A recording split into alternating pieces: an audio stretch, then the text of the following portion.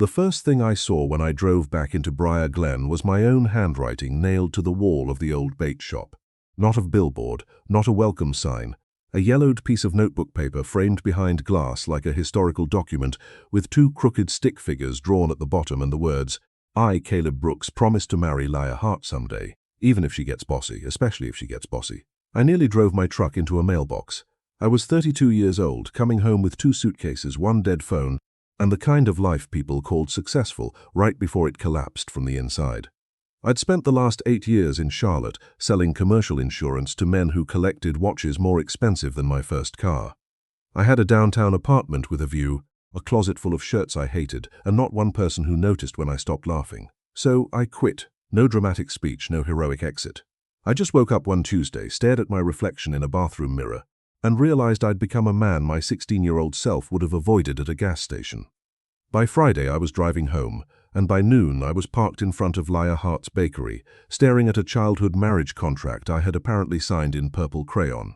The bell above the bakery door jingled when I walked in. Warm sugar, coffee and cinnamon hit me first, then the sound of someone laughing in the kitchen. Not a polite laugh, a real one, the kind that leaned back and toilet took up space. I knew that laugh before I saw her. Leah Hart stepped out carrying a tray of blueberry scones, and for half a second I forgot how to be a grown man. She had flour on one cheek, her dark hair tied up with a red bandana, and eyes that still looked like they knew every dumb thing I'd ever done and were saving them for later. She was 32 too, though somehow time had made her sharper and softer at the same time.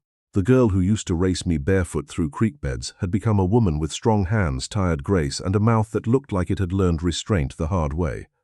She saw me, the tray lowered an inch. "Well," she said, "if it isn't my fiancé." Every head in the bakery turned. I froze beside a display of lemon bars. An older man at the corner table lowered his newspaper. A woman in yoga pants looked from me to Leah like she'd just been handed the first episode of a series she intended to binge. I cleared my throat. "That document is not legally binding." Leah slid the tray into the case without taking her eyes off me. Interesting opening statement from a man who wrote, "especially if she gets bossy." I was 8. You were specific. I was under emotional duress. "You had my baseball glove. You gave me that glove as a dowry," someone in the corner snorted. And just like that, for the first time in months, maybe years, I laughed without checking who was watching. Leah smiled, but it didn't last long enough. That was the first thing I noticed after the shock wore off. She was happy to see me, I could tell. But there was a guardedness underneath it, like she had learned not to lean too hard on anything that might leave, including me. "You look," she began.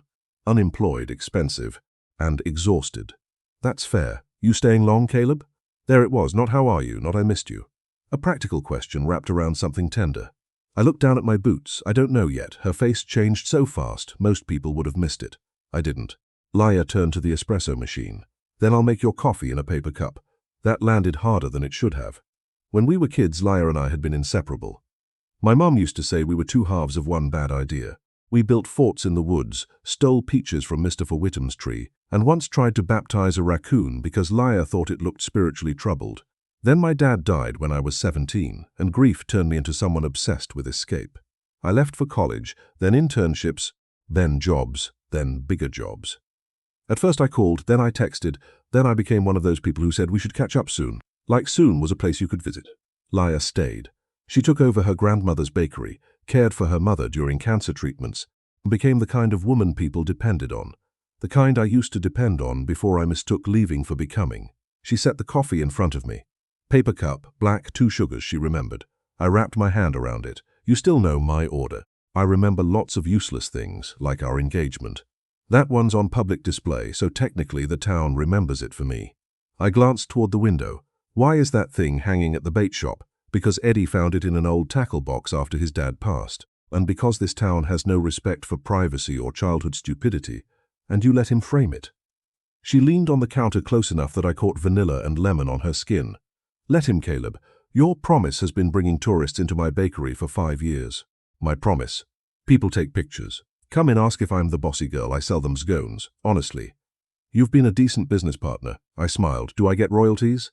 "You abandoned your stake." The word abandon slipped between us and changed the air. Leah looked away first. I wanted to say something clean and easy. I wanted to say, I was sorry in a way that would erase 15 years of birthdays missed and calls unanswered. But apologies were not magic. I knew that now. So I said I was wrong to disappear. Her fingers stilled on the counter. The bakery quieted in that subtle small-town way where everyone pretends not to listen and fails professionally. Ila's eyes came back to mine. You didn't disappear. You sent Christmas cards with printed signatures. I winced. That's worse. It was impressive, actually. Nothing says deep personal connection like embossed snowflakes.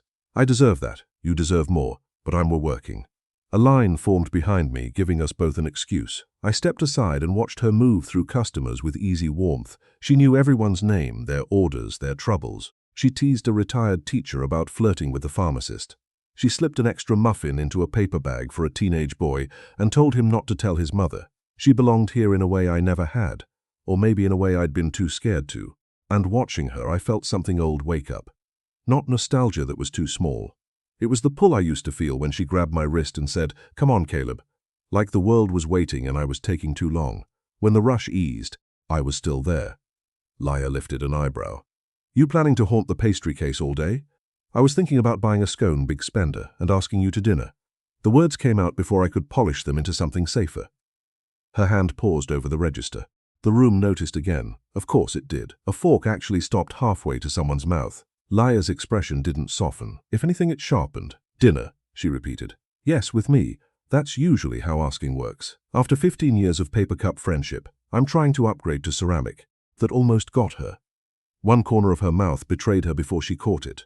Then she walked around the counter, untied her apron and stopped in front of me. We were close now.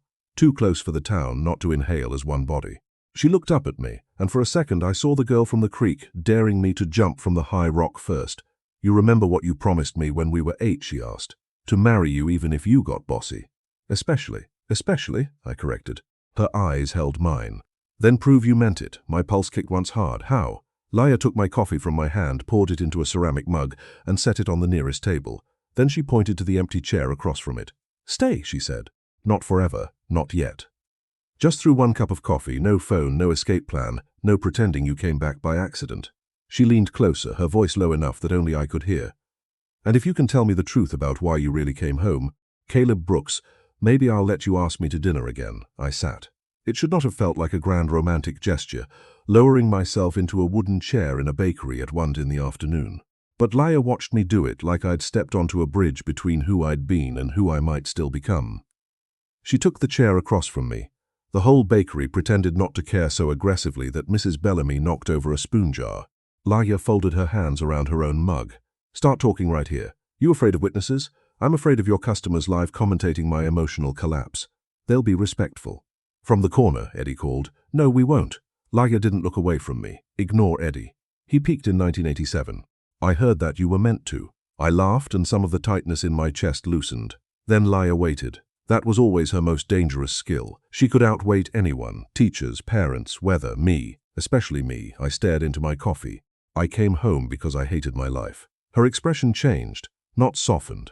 Exactly. Focused. I had everything I thought I was supposed to want. I said, good job, good apartment, nice suits, people calling me dependable because I answered emails at midnight. And every morning I woke up feeling like I'd been cast in a role I didn't audition for. Isla's thumb moved slowly along the side of her mug. I kept telling myself it was normal. I continued being tired all the time was just adulthood. That not missing anyone meant I was independent. That not being missed meant I was free. Her eyes flicked down. I swallowed. Then one night I got home from work and realized I hadn't said one honest thing all day, not one. I'd smiled, negotiated, agreed, lied by omission, laughed at jokes I hated, and when I opened my contacts to call someone, I looked at her. I stopped on your name. Laya went very still. I didn't call, I admitted, because I knew if I heard your voice I wouldn't be able to pretend I was fine. The bakery sounds blurred around us. Espresso hissing, chairs scraping, someone murmuring about pie, but the space between Laya and me felt private now somehow. Like we were 8 again under the willow tree, sharing secrets with grass stains on our knees. You should have called, she said. I know. No, Caleb. You should have called when your dad died and you stopped sleeping. You should have called when college was hard. You should have called when your mother sold the house. You should have called when you started becoming someone you didn't like. Each sentence landed. Not cruy, accurately. I know, I said again, because it was the only true thing big enough. Leia breathed out and looked toward the window. Sunlight caught the flower on her cheek, a pale streak near her mouth. I wanted to brush it away with my thumb. The desire came so suddenly, I curled my hand around my mug. You don't get to come back and make me your moral compass, she said quietly. I'm not asking you to. Good, I'm asking for a chance to know you now. Her gaze returned to mine. There, that was the thing, the real thing, the part that scared me more than failure. I know I missed years, I said. I know I don't get to act like I can pick up where we left off, but I walked in here and saw you, and it wasn't just memory. It wasn't just guilt. I wanted to sit down. I wanted you to look at me like I could still be worth your time. Then Eddie's lips parted slightly. Lord, that was decent. She turned her head. Eddie. He raised both hands, respectfully observing. Laya stood so fast her chair scraped. Come on, I blinked. Did I fail? You passed round 1? There are rounds. You think proving a lifelong marriage promise is a single interview process. She grabbed 2 wrapped sandwiches from the display case and tossed one at me. I caught it against my chest. Where are we going? I asked. Then you're in. It's lunch. Genius. She flipped the bakery sign to back in 20 and called to a girl in the kitchen. Mara, you're in charge. Don't let Eddie start rumors. Mara stuck her head out. Too late. Leia ignored that and pushed through the door. I followed her into the warm afternoon, feeling absurdly like I'd been chosen. We walked 3 blocks to Willow Creek, where the bank dipped behind the library and the whole town seemed to fall quiet. Leia sat on the old stone wall, unwrapped her sandwich and patted the spot beside her, not across beside. I sat close enough that our shoulders almost touched, close enough to smell sugar in her hair and feel the heat of her arm through my sleeve. For a while we ate without speaking. Then Leia nudged my knee with hers. You're staring at the creek is to your left. I'm appreciating the whole view. She shook her head, but her cheeks warmed. Careful, Brooks. Flattery from a man in expensive shoes can't be trusted. I quit the job. The shoes are unemployed too.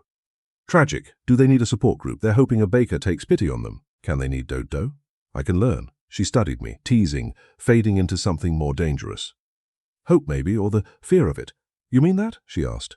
I looked at her hands, strong and capable. A small burn near her wrist, flour caught beneath one fingernail.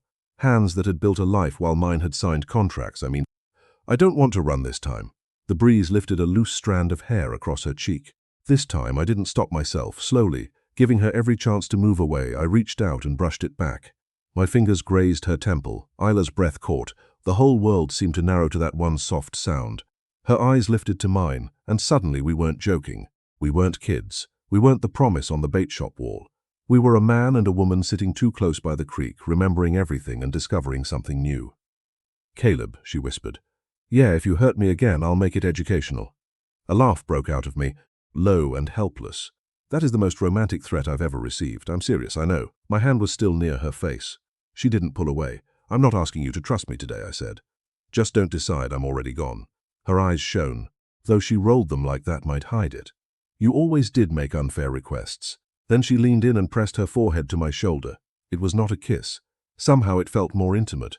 I sat frozen for one heartbeat, then another. Then I wrapped my arm carefully around her back. She fit there, not like memory, like home. For 20 quiet seconds, Leia Hart let me hold her beside Willow Creek. Then she pulled back, wiped one eye with the heel of her hand, and pointed at me. This does not mean you get dinner automatically. No, round 2 begins tonight. What's round 2? She smiled then, slow and wicked, and it hit me harder than any kiss could have. You're helping me bake for the Founders' Day rush, she said, 4 a.m. If you show up late, our engagement is off. We're engaged again. Provisionally? I grinned.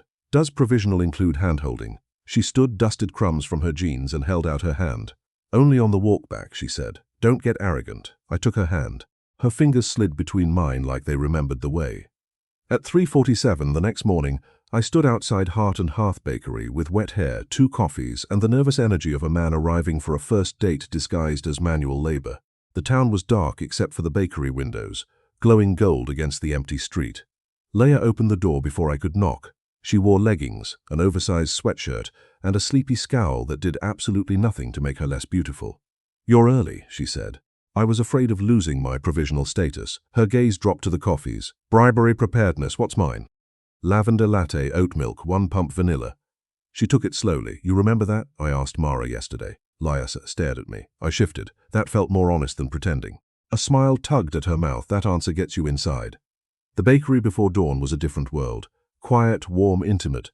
No customers, no town gossip, just steel counters, sacks of flour, and Leia moving through the kitchen like she belonged to every inch of it. She handed me an apron. It was pink and said, "Whisk taker." I held it up. This feels targeted. It was the only one left. There are 6 black aprons on that hook. Only one O won't left. I tied it on. Isla's eyes traveled over me, and for the first time since I'd come home, she looked at me without guarding the look, like she was allowing herself one small greedy second. My pulse noticed. She cleared her throat. Wash your hands, city boy. For the next hour, she taught me how to measure flour properly, which apparently did not mean scoop like you're digging a grave. She corrected my grip on the rolling pin by stepping behind me and placing her hands over mine. Every thought I had immediately resigned. Looser, she murmured near my shoulder. La! What? You can't stand that close and say looser in a bakery before sunrise and expect me to be normal. Her laugh broke against my back, warm and surprised. You were never normal. No, but I used to function. She didn't move away. Her hand stayed over mine, guiding the rolling pin forward. Her cheek nearly brushed my sleeve. This dough needs gentleness, she said. You can't bully it into becoming what you want. That a baking tip or a life lesson? With you? Both. I looked over my shoulder. Bad idea. Her face was right there. Sleep-offed, flour-dusted, serious beneath the teasing. My gaze dropped to her mouth before I could stop it. She saw. The air thickened.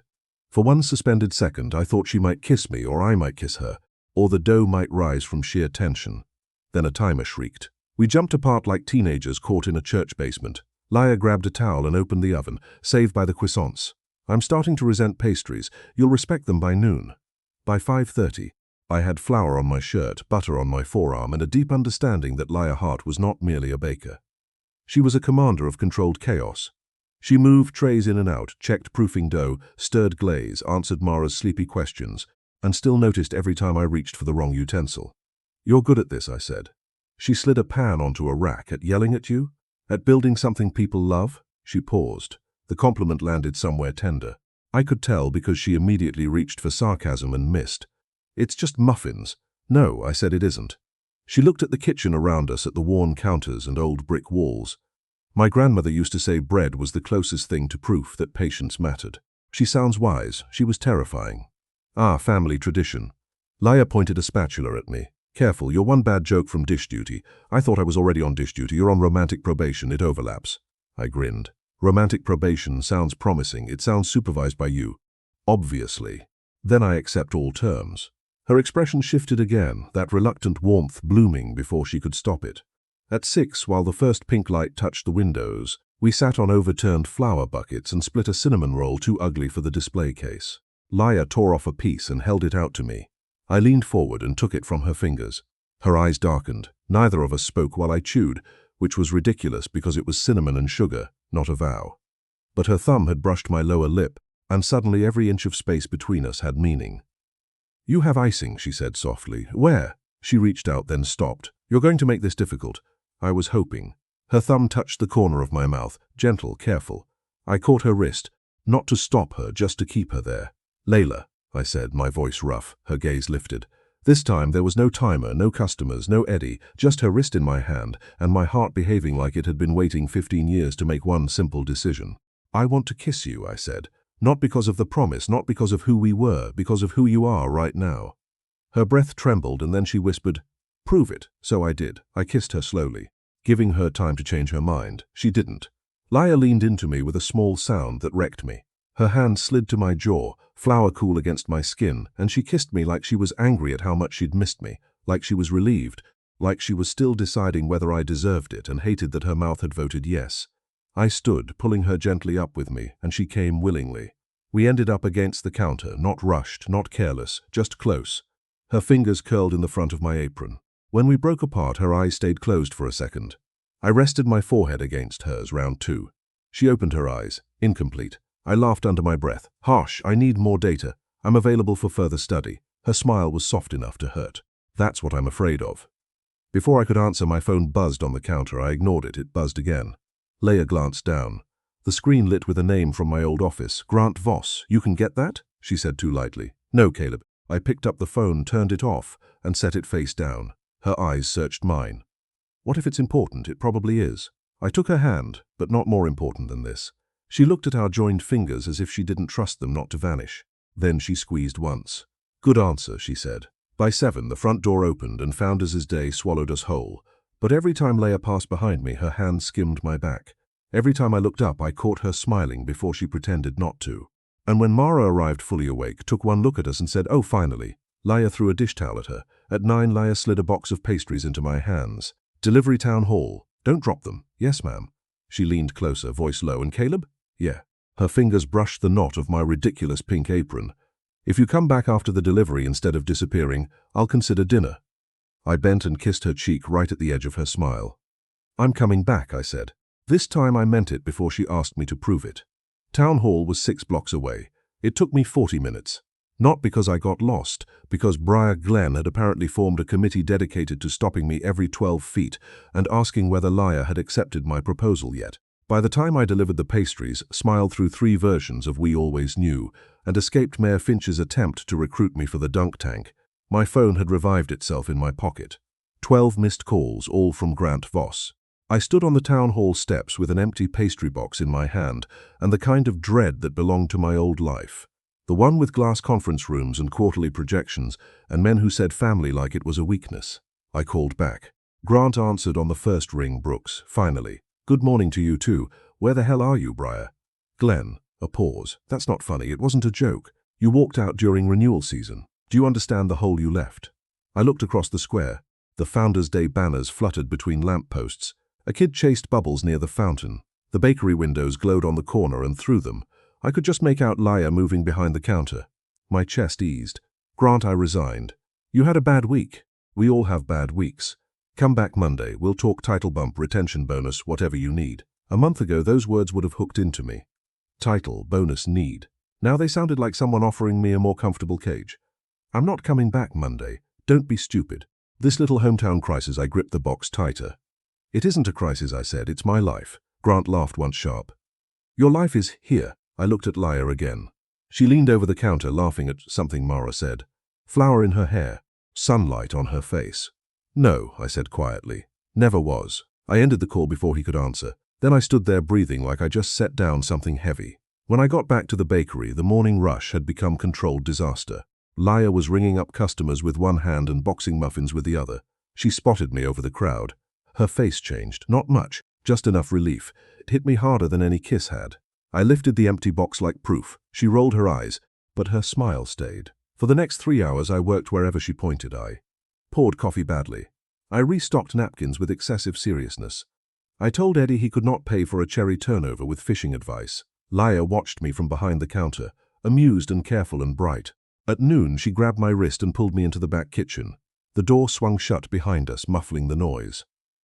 Did you turn your phone off again? She asked. No, did you answer him? I blinked. You saw the calls. I saw your face when you came back. There was no accusation in her voice. That made it worse. I leaned against the prep table. Grant offered me more money to return. Her shoulders went still, and I told him no. She searched my face like she was looking for the trap door. Because of me? She asked. I stepped closer. Because of me first. Her throat moved, and because when I imagined leaving again, I said, the worst part wasn't the drive. It was picturing you standing behind that counter pretending you didn't care. Her eyes shone, but her chin lifted. I'm very good at pretending. I know, I hate it. Caleb, I don't have a 5-year plan, I said. I don't have a perfect speech. I have 2 suitcases at my mom's old neighbor's garage apartment and 1 pair of extremely judged shoes, but I know I want to stay long enough to become someone you don't have to brace yourself against. The kitchen was warm around us, smelling of yeast and sugar. Laya looked down at my hands. You keep saying things like that. I keep meaning them. That's inconvenient. I smiled faintly. For your probation system, for my heart, idiot. The words came out so softly I almost missed them. Then I didn't. I reached for her slow enough to let her stop me. She didn't. My hand settled at her waist and hers came to my chest, fingers curling in my shirt. You still have to ask me to dinner properly, she whispered. Laya Hart, I said. Will you have dinner with me tonight? Not as a test, not as a childhood joke, but because I am wildly, embarrassingly interested in the woman who threatens me with baked goods and emotional accountability. Her laugh trembled. That was nearly proper. Nearly, you said wildly. I can downgrade to moderately. Don't you dare. I bent my head. She met me halfway. This kiss was different from the first. Less surprise. More choice. Her arms slid around my neck and mine tightened at her waist, and for a few seconds the bakery could have burned down around us and I would have asked the flames to wait. When she pulled back, her cheeks were flushed. Dinner, she said. 7. Pick me up. From here, from my place, my eyebrows rose. I've been promoted to knowing where you live. You already know where I live. I bought my grandmother's house, the blue one on Alder Street. Still blue, less haunted. I liked the haunted part. You liked being scared because I held your hand. I was 8. You were transparent. I brushed my thumb over her waist and she didn't move away. I still am. That made her quiet. Mara knocked once on the kitchen door and opened it immediately, proving the knock had been ceremonial. Sorry to interrupt whatever this very heterosexual flower situation is, but there's a line and Eddie is explaining your engagement to tourists. Laya closed her eyes. I'm going to put him in a pie. Savory or sweet? I asked. She pointed at me. Don't encourage me. But she was smiling when she went back out. At 7, I stood on the porch of the blue house on Alder Street with wild flowers from the grocery store and a shirt Mara had informed me was less insurance salesman, more emotionally available. Laya opened the door in a green sundress. I forgot the flowers had a function. She looked down at them, then back at me. Are those for me, or are you threatening my porch? You look beautiful, her teasing expression faltered. That was the thing about Lala. She could handle jokes like armor, but tenderness still found the seams. Thank you, she said. I held out the flowers. These are also beautiful, but losing badly. She took them, smiling despite herself. Better. We walked to the Founders' Day fair instead of driving. The evening smelled like fried dough and cut grass. Lights strung across Main Street turned the whole town soft and golden. We shared Kettlick corn, argued over ring toss strategy, and slow danced near the gazebo to a local band murdering old love songs with great enthusiasm. Leia fit against me like she had at the creek. But this time she didn't pretend it was accidental. Her cheek rested near my collarbone. My hand held hers over my heart. I missed you, she said so quietly the music almost swallowed it. I closed my eyes. There it was. The thing I didn't deserve and wanted anyway. I missed you too, I said. I just didn't let myself know it. That sounds exactly like something a man would say after wasting 15 years. I'm trying to become less stupid. You have a long road. Will you walk some of it with me? She lifted her head, the colored lights reflected in her eyes. Some, she said. Not all, not yet. Some is my favorite distance. Her smile turned soft. Then she kissed me in the middle of Main Street, in front of the gazebo, in front of Eddie and Mayor Finch and half the town. And I kissed her back like public embarrassment was a small price to pay for being chosen by Laya Hart. When we broke apart, someone cheered. Laya hit her face against my chest. I hate this town. No, no, she muttered. But I'm considering it. I held her closer, laughing into her hair. Across the street, the old bait shop window caught my eye. There behind glass was the purple crayon promise. I looked at it, then at the woman in my arms. For the first time, that childish vow didn't feel like a joke. It felt like a question still waiting for my grown-up answer. The next morning, Laya found me standing outside the bait shop, staring at our promise like it might start giving instructions. She came up beside me with 2 coffees, ceramic mugs. Borrowed these from the bakery, she said. You committing mug theft for me? Don't get sentimental. You're returning them, I took mine, smiling. Yes, boss. Careful, that word is in the contract. We stood shoulder to shoulder in front of the framed paper. The purple crayon had faded. The stick figure version of me had hair like a lightning strike. Stick figure. Leia wore what looked like a crown, though she claimed it was just realistic self-awareness. I can't believe Eddie put this up. I said, I can't believe you spelled especially right at 8. I was serious about my vows. She glanced at me. Were you? The question was gentle, but it reached deep. I looked at the paper, then at her. At 8, I meant I wanted to sit next to you at lunch forever and never let anyone else be your partner for canoe day. That was very romantic of you. I was advanced, and now my heart beat once hard. Now was the question. Not someday, not childhood, not a cute town legend that sold blueberry scones. Now meant Laya in a green dress under festival lights. Laya's flower-dusted thumb at my mouth. Laya asking me to stay for 1 cup of coffee because she was brave enough to want proof and proud enough to demand it. I'm not ready to ask you to marry me, I said. Her face went carefully blank. I set my mug on the bait shop windowsill and turned toward her. Not because I don't want to, because you deserve better than a man using a childhood promise as a shortcut. Her eyes searched mine. I want to date you, I said. Properly, badly, with embarrassing effort. I want to earn Sunday mornings and grocery lists and the right to know when you're tired before you say it. I want to learn the woman I missed becoming. Leia swallowed. And if someday I ask you again, I said, I want it to be because we built something real enough to stand on, not because an 8-year-old with a crayon had excellent taste. Her mouth trembled before the smile came. You do understand, she said. That was almost a proposal against proposing. I'm complicated, you're wordy, you like it. I tolerate it when paired with emotional growth. I stepped closer. Is that a yes to dating, to embarrassing effort? She lifted her coffee like she was considering terms. There will be probation, naturally. Seasonal reviews expected. And if you ever send me a Christmas card with a printed signature again, I will feed it to you. Romantic probation accepted. She looked up at me softer now, then yes. I kissed her there in front of the bait shop, in front of our ridiculous framed promise, and the early morning delivery truck and Eddie, who opened the door at exactly the wrong time and immediately yelled, "I knew it." Laya broke the kiss just long enough to point at him. "Go inside," Eddie grinned. "You kids want the original document. I kept it safe." I blinked. "That's not the original." He tapped the glass. "Copy. Original's in the register. Figured it might be worth something when you two finally got your heads right." Laya groaned into my chest. "This town is a disease." I laughed and held her while Eddie disappeared inside. That afternoon I rented the apartment over the hardware store. It had uneven floors, stubborn pipes, and a view of Heart and Hearth's back door. Laya called it strategically clingy. I called it convenient.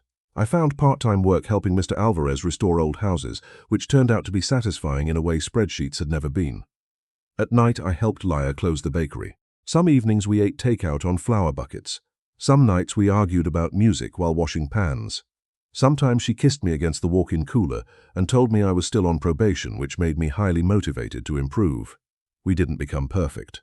I panicked the first time Grant called again and offered me a regional director position. Laya found me on the bakery steps with my phone in my hand and old fear in my throat. She didn't beg me to stay. She just sat beside me and said, "Choose your life, Caleb. Don't make me choose it for you." So I did. I deleted the voicemail. Then I took her hand and asked if she wanted to go look at the apartment because apparently I now had opinions about walls. She cried a little. Then she called my preferred shade of grey corporate oatmeal. By the following spring, the town had stopped asking whether we were engaged and started asking whether we were ever going to do something about that paper. Leia pretended annoyance, but I caught her looking at the bait shop window sometimes, her expression unreadable. On the anniversary of the day I came home, I closed the bakery early with Mara's help and led Laya to Willow Creek. There was a blanket on the grass, 2 sandwiches from her display case, and the original purple crayon promise newly framed. Leia stared at it, then at me. "Caleb, I know," I said quickly. Her eyes filled. I took her hands. "This isn't me asking because of what I promised when I was 8. This is me asking because for the last year I have woken up every day and chosen to stay. Chosen you, chosen this life. And somehow every ordinary thing with you feels like the part I was missing." She was crying now, but smiling too. "I love you, Laya Hart. I said I loved you badly as a kid, missed you stupidly as a man, and I want to love you properly for the rest of my life. Will you marry me?" She wiped her cheek. "That depends." My heart stopped on. "Does the new contract still include especially if she gets bossy?" I laughed breathless. "It's my favorite clause, then yes." I barely got the ring out before she kissed me. A year after that, Laya walked down the aisle in the garden behind the bakery under strings of white lights and pear blossoms. Eddie cried louder than my mother. Mara officiated because she had gotten ordained online and claimed she was emotionally qualified. At the reception beside our wedding cake, Laya placed the framed childhood promise. Under it, in her neat handwriting, she had added one line, "Proven." Now, most mornings, I wake before dawn to the smell of bread and coffee. Laya steals the blankets. I still own 1 pair of expensive shoes, though they live in the back of the closet like a warning. Our daughter, Junie, is 3 now, bossy in a way that makes Laya unbearably proud. And she likes to point at the framed promise in our kitchen and ask, "Daddy, did you really promise Mummy forever?" And every time I pull Laya close, kiss the top of her flour-dusted head and say, "Yes, sweetheart." But the best part is I got to prove it. What would you have done if you came back to your hometown and found your childhood promise to marry your best friend framed for everyone to see? Have you ever experienced something similar? An old promise, an old love, or a second chance that changed everything? Tell me your story in the comments. If you like this one, leave a like, subscribe, and I'll see you in the next video.